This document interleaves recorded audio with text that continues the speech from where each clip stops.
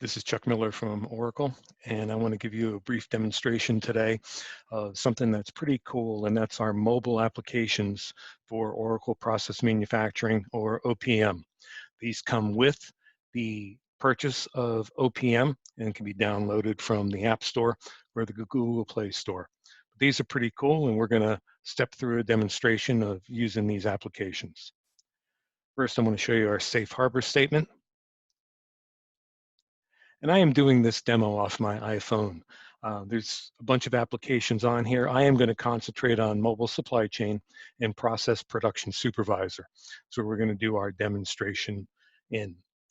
My first starting point is I am going to play two roles today. My first starting point is I am going to be the production supervisor.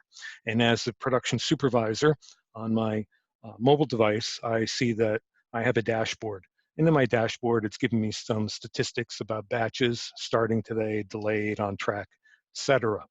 Now, as I drill into this, I can see I had some exceptions.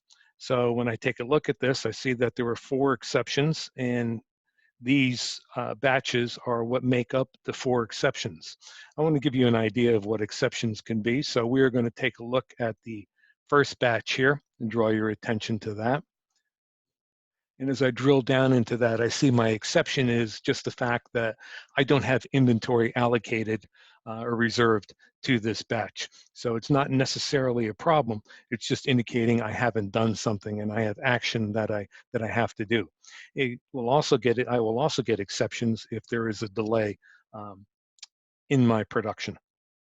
So I'm going back to my dashboard because I want to work on this batch that's supposed to be starting today. That's a good starting point. And as I drill into that, I see that I have the batch with batch number. It's pending, so it's not released, and there is a start delay on it. So I get into the details of the batch. I can see the recipe and routing I am going to use and what I am going to make. I'm going to make a finished roll, and I see the delay is a start delay. So I'm about an hour behind already. So but this batch runs pretty fast, so I should be able to start it and get it done today. I don't have any exception messages for this batch, so everything seems to be okay in terms of material. So let's take a look at the material, and I can see these are all the ingredients that I have, and they've all been reserved into this batch. And we're going to take a look at the routing steps, and I do see that I have start delays on there too. So short delay, and I could set thresholds to indicate my severity of messages on there. So we're going to do some work on this batch. Back at the batch header record and some of the actions I can do, I can release the batch, reschedule the batch, cancel it, or attach the batch in the email record to somebody to say, hey, let's get this batch going if I need to. But what I'm going to do as production supervisor is I'm going to release the batch. And this is my batch release screen. This button that says bypass material exceptions, that means if I had ingredients that were short, let's say I needed 100 and I only had 90, I could still bypass that and release the batch so we could at least get some production done on it. I get a message that the batch has been released and has calculated my times for my scheduled start date and actual start date. So I'm about an hour behind so far. So the batch is released and we can start transacting against it. But first I'm going to come back to my dashboard, and I see that the batch has moved from starting today into finishing today. So I should be able to get that done. And I still have my exceptions and my batches on track, etc. And this also populated that this is starting late. I've changed roles now, and now this is someone on the plant floor, and they're in mobile supply chain. A mobile supply chain allows me to do transactions against batches and inventory records, et cetera, from my mobile device. I'm still using my iPhone, and these are some of the material transactions that I can do. Give you a minute to take a look at some of those. And as I scroll down, I can also do resource transaction and batch step transaction. So I can do everything I need to do against a batch in OPM from my mobile device. The first thing I'm going to do is issue material. So I've brought up my issue material screen, and I'm going to search for the batch. And I see all the batches that I have in my system. This is the batch that was just released, the 136336. It's in a work in process state. So we've selected that, and this is the one we're going to use. I want to draw your attention to this field. By using my cell phone's camera, I have the ability to enter data into the system via a barcode scanner. Now, I don't have everything that I need in barcoded, but I do have a few things that are barcoded, especially the item. So that's what I'm going to scan in there so you get an idea of that. So I'm down in the item field now, and I want to select the item. And this is the screenshot of the barcode scanner. And this is the barcode for my item, and you can see the item number and the barcode on there. And that has populated the field with the line number it was, the sub-inventory that it's coming from, its unit of measure, the quantity I need, and also the lot number that I'm going to be consuming. So just about every, if not every, transaction that I can do in mobile supply chain is barcode enabled. So if I have a barcode for batches and lot numbers and locations and sub-inventories, I can scan all that stuff and I don't have to key anything in. And I don't have to buy expensive equipment to do that. I can just simply use the camera on my mobile device. So I get a message that that transaction record has been applied. And now I want to go through, I've got the material, now I want to release the step against that batch so I can log my time against it. I'm going to start with step 10. It's in a pending stage and it's a pulping operation. I plan to make 500 pounds. And I get a message that the batch step has been successfully released. Well, now I want to update the resource usage. So I've reported, what I've done is I had created a batch. We saw a production supervisor find the batch, do the release against it, and then the person on the plant floor or in inventory used mobile supply chain to issue material to the batch. And now someone on the plant floor is, or someone has released the step, and now someone in the plant floor is actually going to log time and resource time against that batch. So I'm going to update the resource usage, and I see I have two resources on here, labor and a machine called the pulper. And it's runtime labor that I'm doing. Count is 1 because I'm one person, only one person worked on this. My quantity is 500 pounds and it took me 1 hour. So I'm going to hit save and then update the machine. And the machine is a pulping resource machine, one of them. And my quantity again was 500 pounds and it took me an hour. So I ran that machine for an hour and that completes my resource transactions. And now I want to complete the step. So I go through and select complete step, brings up the step that I want to complete. And I see my planned quantity versus my actual quantity and my dates and times.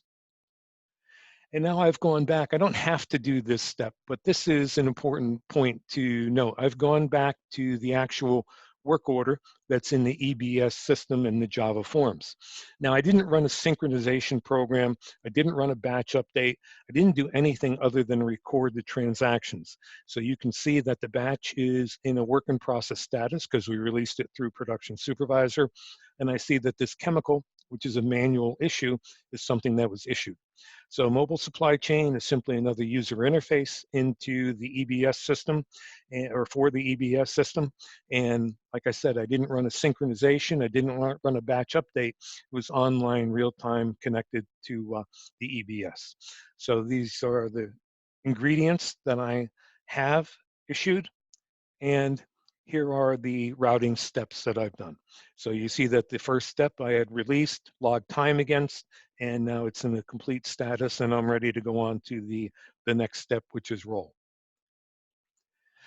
I'm back to production supervisor because I want to just check to see what the status of the batch is. How are we doing? Are we doing anything on it? Are we making progress? Because I want to get this batch finished today. Remember, I'm 2 people in this demonstration. So I'm going through and showing you multiple roles and how multiple people would use the system. So while production is occurring, the production supervisor is doing his job. And I look at the batch that we've just transacted against. And I can see that that first operation is complete and we're ready to start the second operation. So I feel fairly encouraged that we're going to get this done in a timely fashion. So again, when I did the transactions through mobile supply chain, updated everything within EBS, also updated the other mobile device of somebody who's maybe on another side of the building in a completely different role that I'm not even talking to. So I'm back to mobile supply chain. I've jumped ahead a little bit, and what I did was I started and completed all the operations, and now I'm getting ready to report my finished production. So I see that my finished item type is at S1000. I'm going to put it in the finished goods sub-inventory, and I see that I've produced one roll, which is also 500 pounds. So I've got the 2 units of measure that are going, and these can be scanned in, and well, that's default, but I can bring my lot number in too. So I see the lot that I'm going to produce, and once I hit save, this transaction is going to be updated in the Java forms of EBS. Transaction record is complete and saved. So I've completed production on here. And I've gone back to the production supervisor because now the production supervisor is saying it's been a little while since I checked on the status of that batch. Let me see what's going on with it. So I bring up the header record of the batch and I bring up the steps and I see that all the routing records have been completed. And I also could check the material tab to make sure that the finished good has been produced, but I'm ready to put this batch in a closed state and get on to the next one. Come to the header record and some of my options. This time I'm going to go through and complete the batch. So this will be done and off the dispatch list for everyone. Here's my actual completion date and time. I'm completing it late, but at least I'm getting it completed so I can get this shipped. And I get a message that the batch has been completed and it captures my statistics of the delayed start and the delayed completion, of course. So now I go back to my production supervisor dashboard as a supervisor, and I can see that all my statistics have been updated instantaneously, and now I can work on the other batches that are on track and those exceptions and on to the next one. Went back to the forms again. I don't have to do this step, but I wanted to show you that now the batch is in a complete stage. And remember, there was no synchronization, no batch update, nothing I did other than do the transactions to get to this stage. And now all the routing steps have been completed too. So that was a fairly quick demo of doing batch transactions in EBS, strictly on a mobile device. I did everything on my iPhone, and the only time I went back to the forms was just to show proof points. That stuff was indeed being updated. So no batch jobs, no synchronization, doing everything on a mobile device. I want to thank you very much for your time, and see you next time.